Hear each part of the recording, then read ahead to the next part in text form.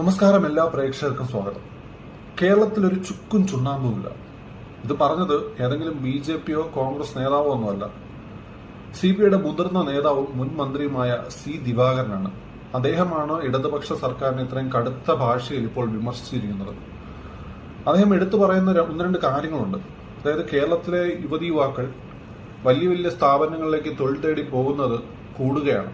അതായത് മറ്റു സംസ്ഥാനങ്ങളിലേക്കും അതോടൊപ്പം തന്നെ മറ്റു രാജ്യങ്ങളിലേക്കും പോകുന്നതിന്റെ എണ്ണം വർദ്ധിക്കുകയാണ്. അതിന് അദ്ദേഹം പറയുന്ന ഒറ്റ കാരണമേ ഉള്ളൂ: കേരളത്തിൽ വലിയ വ്യവസായശാലകൾ ഒന്നും തന്നെ ഇല്ല. കഴിഞ്ഞ 10 വർഷത്തിൽ പോലും കേരളത്തിൽ ഒരു വലിയ മാനുഫാക്ചറിംഗ് യൂണിറ്റോ വലിയൊരു ഫാക്ടറിയോ സർക്കാരിന് തുടങ്ങാൻ സാധിച്ചില്ല എന്ന് വലിയൊരു വിമർശനം അദ്ദേഹം ഉയർത്തുന്നു. കാരണം 10 വർഷത്തിലേറെ ഇടത് സർക്കാർ ഭരിക്കുകയാണ്, 10 വർഷത്തോളമായി ഭരിക്കുകയാണ്. അപ്പോൾ ആ ഒരു കാലയളവിൽ പോലും ഒന്നും തന്നെ കൊണ്ടുവരാൻ സർക്കാരിന് സാധിച്ചില്ലെന്ന് അദ്ദേഹം പറയുന്നു. ഇന്ത്യയിലെ മറ്റ് സംസ്ഥാനങ്ങളെ വെച്ച് നോക്കുമ്പോൾ കേരളം ഒരു പഞ്ചായത്താണെന്നാണ് അദ്ദേഹം പറയുന്നത്. ആലോചിച്ച് നോക്കി, എത്രത്തോളം കോമഡിയാണിത്.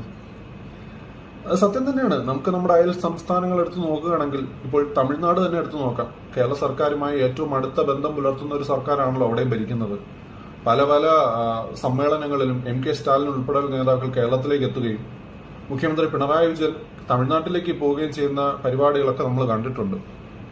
എന്നാൽ അവിടെ സർക്കാർ കൊണ്ടുവരുന്ന പോലത്തെ വ്യവസായശാലകൾ എന്തുകൊണ്ട് കേരളത്തിൽ കൊണ്ടുവരാൻ സാധിക്കുന്നില്ല? കഴിഞ്ഞ ദിവസമാണ് വലിയൊരു കമ്പനി ലാൻഡ് റോവർ ജാഗ്വാർ, ടാറ്റയുടെ ഉടമസ്ഥയിലുള്ളതാണെങ്കിലും ഒരു ബ്രിട്ടീഷ് കമ്പനിയായ ലാൻഡ് റോവർ ജാഗ്വാർ തമിഴ്നാട്ടിൽ അസംബ്ലിംഗ് യൂണിറ്റ് സ്ഥാപിച്ചത്. 6000-ഓളം പേർക്കാണ് നേരിട്ടവിടെ ജോലി ലഭിക്കുന്നത്, 10,000-ഓളം പേർക്ക് അല്ലാതെയും ലഭിക്കുന്നു.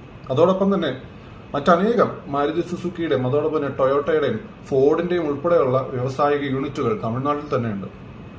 ആന്ധ്രയുടെയും കർണാടകയുടെയും തെലങ്കാനയുടെയും അവസ്ഥ മറ്റൊന്നുമല്ല.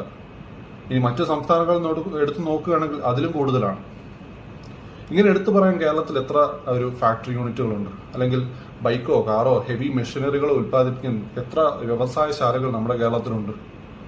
ഇതും C ദിവാകരൻ ചോദിച്ച കാര്യമാണ്. അപ്പോൾ അദ്ദേഹത്തിന് ചെറിയൊരു ബോധോദയമൊക്കെ ഉണ്ടായെന്നാണ് നമുക്ക് തോന്നുന്നത്.